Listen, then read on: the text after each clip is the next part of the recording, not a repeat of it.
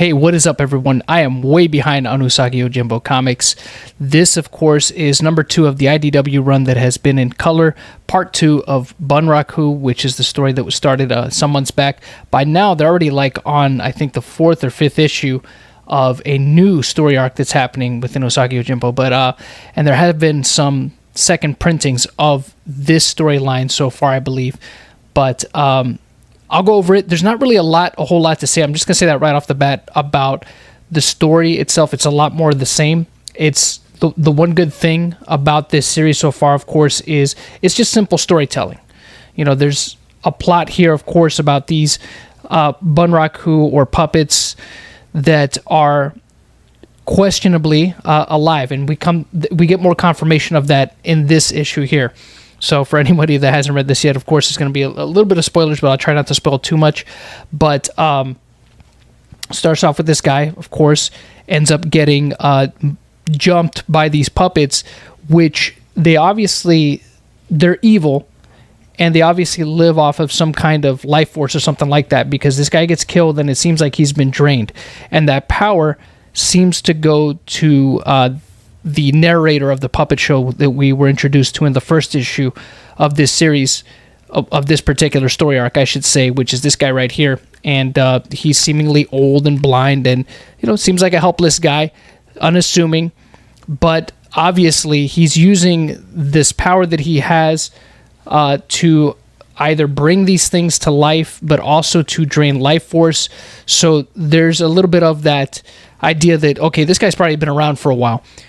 Now, when we get back to Usagi here, he's with his buddy Sakai, who seems to be more sharp and focused on finding out what this evil is. So they find the body, and it looks, again, like I said, it looks like the guy's been drained. I'll go ahead and focus in here so you can see. So it looks like he's been drained of his life force completely.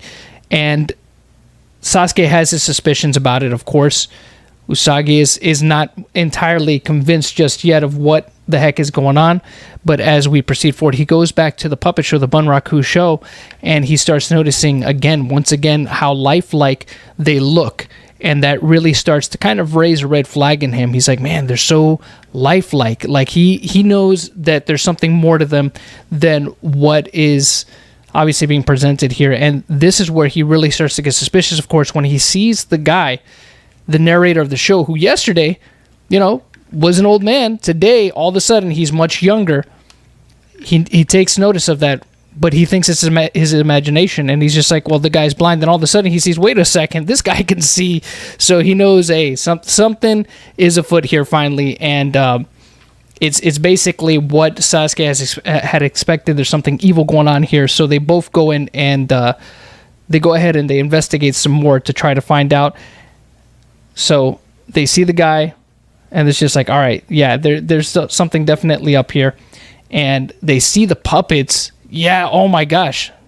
It turns out, oops, sorry about that. It turns out, yeah, they are alive after all. So he's finally convinced of the fact that, okay, yeah, these things are for real. They're alive. And what's interesting is that the puppets are actually the ones that are supposed to be the puppeteers. They actually turn out to be the real puppets.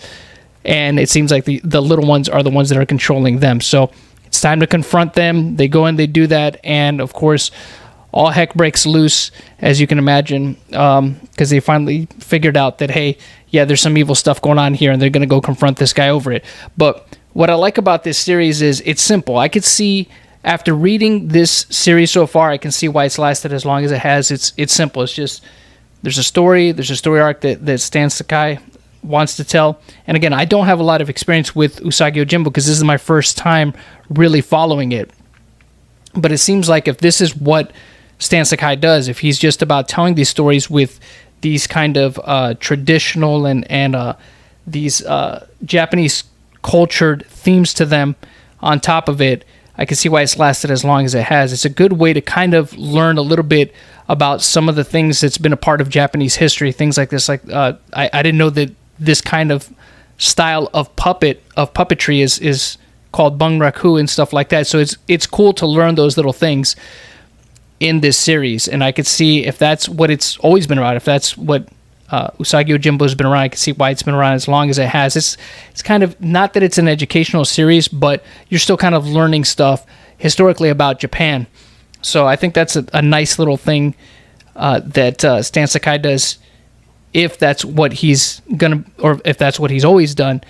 I think that's pretty cool. And again, I could again see why this series has lasted as long as it has, and why it has so much appeal, because again, it gets straight to the point. It's just storytelling with that Japanese cultural flavor to it. So I like it so far. I'm going to continue to read. I've got the other ones. I'm up to date in terms of how many issues I have of the series so far. I've been up to date. I just got to get around to reading them, and then I'll put out more videos about it. But yeah, if you like anthropomorphic stories that are kind of serious, I mean, Usagi Yojimbo is one of the ones that I think you should go ahead and pick up if you have the ability to. So yeah, that's pretty much it. I guess it's a recommend from me. Let me know what you guys think in the comment section below. Again, if you have recommendations, as always, leave them in the comment section below, and I'll catch you guys on the next video. Thanks so much for watching.